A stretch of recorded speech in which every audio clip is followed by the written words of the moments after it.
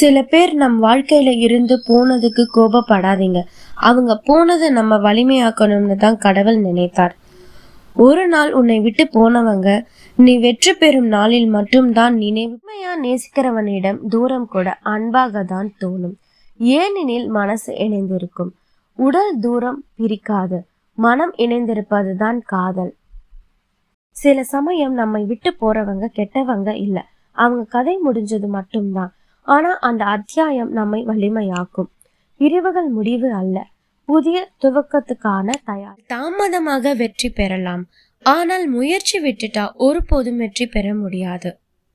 வாழ்க்கை நம்மை எத்தனை முறை கீழே தள்ளினாலும் நம்முள் இருக்கும் நம்பிக்கையை நம்மை மீண்டும் எழுப்பும். காதலிப்பவன் உன் குறைகளை சரி பண்ண மாட்டான், அதை அப்படியே நேசிப்பான். அதுதான் உண்மையான காதல். மாற்றம் இல்லாமல் ஏற்றுக்கொள்வதே அன்பின் மிகப்பெரிய வடிவம். சில காதல்கள் நமக்காக இல்லை, ஆனா அவை நம்மை நமக்காக மாற்றிவிடும். அதுதான் அந்த காதலின் பரிசு.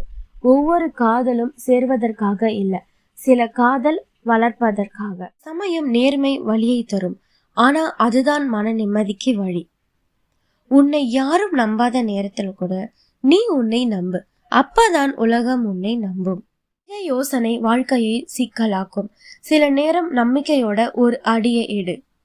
உண்மையான உறவு அதுதான் நீ மௌனமா இருந்தாலும் உன் வழியை புரிஞ்சுக்கிறது. தோல்வி ஒரு முடிவு இல்ல, அது ஒரு புதிய தொடக்கம்தான். யாருடனும் உன்னை ஒப்பிடாதே.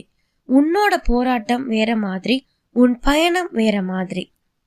மனசு அமைதியா இருந்தா சிறிய வாழ்க்கையிலும் பெரிய மகிழ்ச்சி கிடைக்கும். நேரம் நீயே உன்னை சந்தேக பண்ணுவ, நான் இதை செய்ய முடியாது என்ற கேள்வி வரும். ஆனா நினைச்சு பாரு, நீ நம்பிக்கை விடுற நேரத்துல வெற்றி உன்னிடம் வர பாதை தான் மூடி கிடக்கும். நம்பிக்கை வை, முடியும் என்று சொன்னவனுக்கு முடியாம இருந்ததில்லை.